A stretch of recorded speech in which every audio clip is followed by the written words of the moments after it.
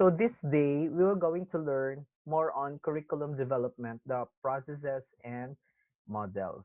So once again, thank you for listening. Kahit alam kong naboboard kayo, but if you want to listen some educational videos to recall as an educator our lesson to the different teaching professions, to the teacher and the curriculum, so you can subscribe my channel.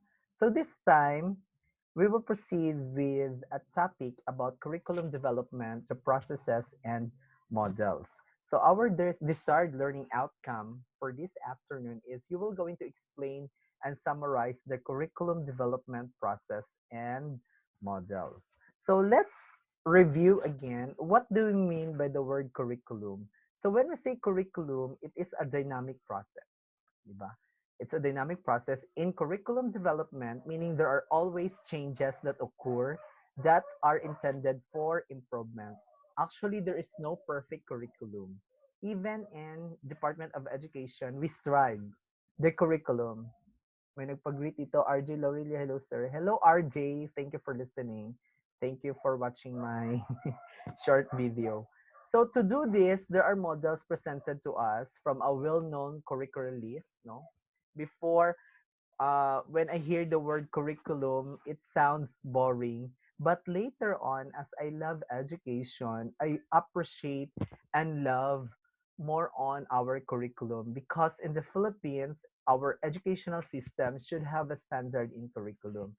So let's discuss, or I will show to you the different models of curriculum from well-known curricularists like Ralph Tyler. We have Hilda Taba, Galin Saylor, William Alexander, which would help clarify the process of curriculum development. And there are many other models, but let us use the three of this lesson. But before that, I would like to thank again the owner of this PowerPoint, Diane de la Cruz and Maria Francel del Mundo. Okay, so to do this, there are models presented to us from a well-known curricular list like Ralph Tyler, Hilda Taba, Galin Saylor, and William Alexander, which will help clarify the process of curriculum development. So actually, there are many other models. So let's start again with when I say curriculum development process.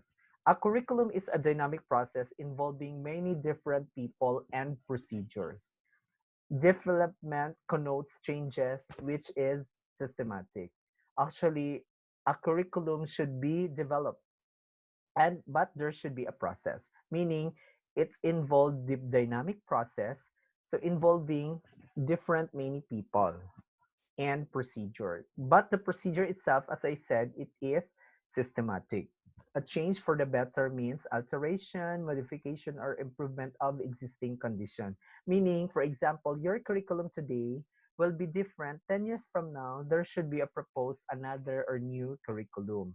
So to produce positive changes, development should be purposeful, planned, and progressive. So ganyan sa curriculum. Usually, it is linear and follows a logical step-by-step fashion involving the following phases.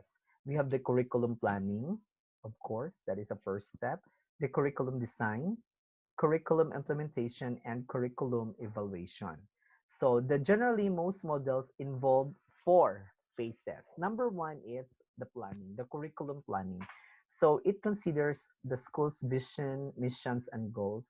It includes the philosophy of a strong educational belief of the school, and all of this will eventually be translated to classroom desired learning outcomes for the learners. So it is very important that uh, we are familiarized with our school's vision, mission, goals, and later on it will derive us to the different learning outcomes. So after planning, we have now the designing. So when we say designing, it's the way curriculum is conceptualized, no?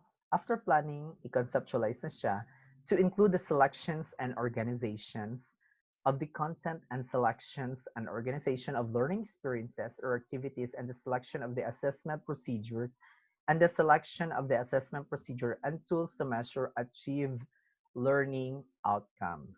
Okay? So meaning after planning, there should be a design. So a curriculum design will also include the resources to be utilized and the statement of the intended learning outcomes. So after the designing, this time we will have the curriculum implementing, meaning it's putting into action. Kaya nga tinawag na implementation. So, in putting it into action, the plan, which is based on the curriculum design in the classroom setting or the learning development. So, after the planning, designing, it should be put into action. And that's the time we have the implementation. So, the teacher is the facilitator of learning, and together with the learners, uses the curriculum as design guides to what will transpire in the classroom with the end in view of achieving the intended learning outcomes. So implementing the curriculum where action takes place. So this is the teacher, the role of the teacher is very important because they will act as the facilitator. So implementing the curriculum is where action takes place.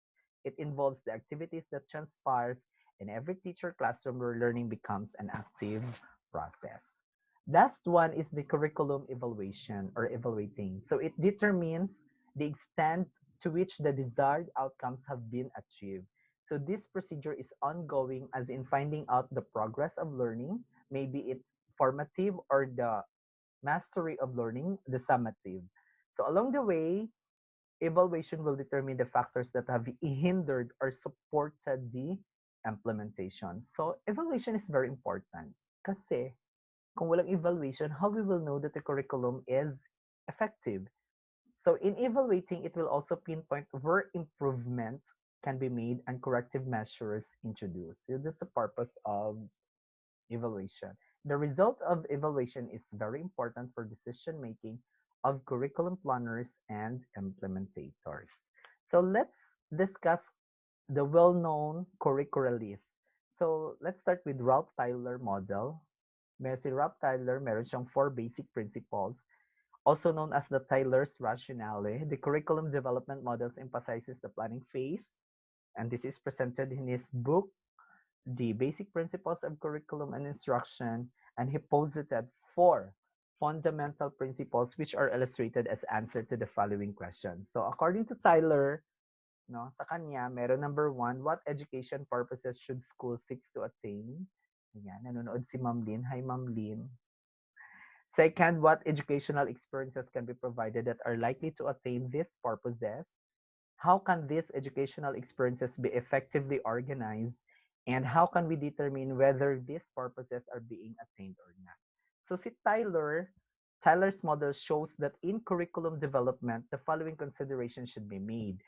Sa kanya, number one, dapat merong purpose of the school, no?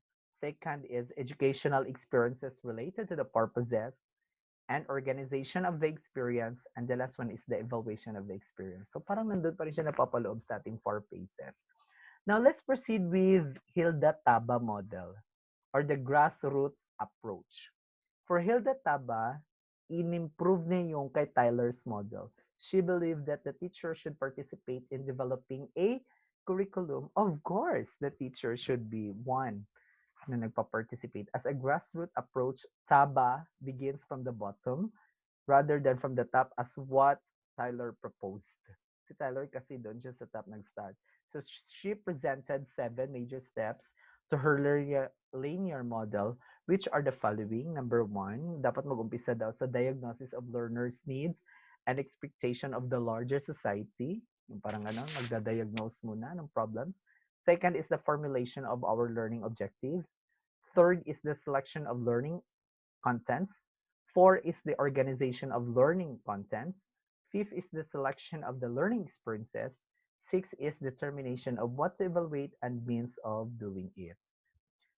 Next, we have Galen Saylor and William Alexander curriculum model. For them, dalawa ito nag-combine, Galen Saylor and William Alexander 1974 viewed curriculum development as consisting of four steps. A curriculum is a plan for providing sets of learning opportunities to achieve broad educational goals and related specific objectives for an identifiable population served by a single school center. So meron silang number one, the goals, objectives, and domains. The curriculum planners begin by specifying the major educational goals and specific objectives they wish to accomplish, meaning each major goal represented a curriculum domain. We have the personal development, human relations, continued learning skills, and specialization. For the curriculum designing, meaning designing a curriculum follows after appropriate learning opportunities are determined and how each opportunities is provided.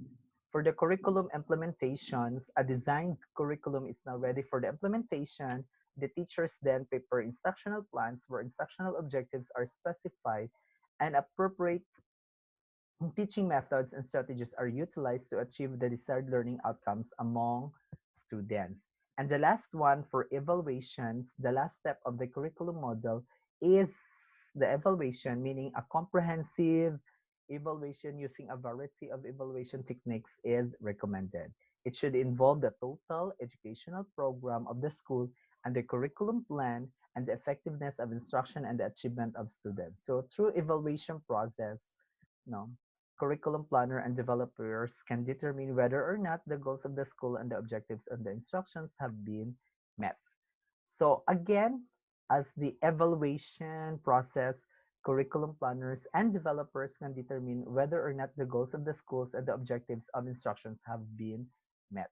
So all the models utilize the process of, again, number one, we have the planning, designing, implementing, and evaluating.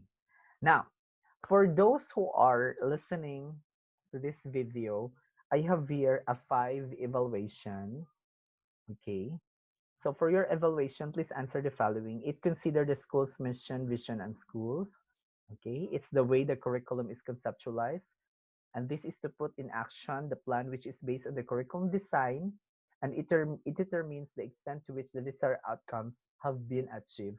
And the last is what is emphasized in the curriculum model of development of Rob Tyler. So thank you for listening. God bless everyone and keep safe. Mhm. Ayan.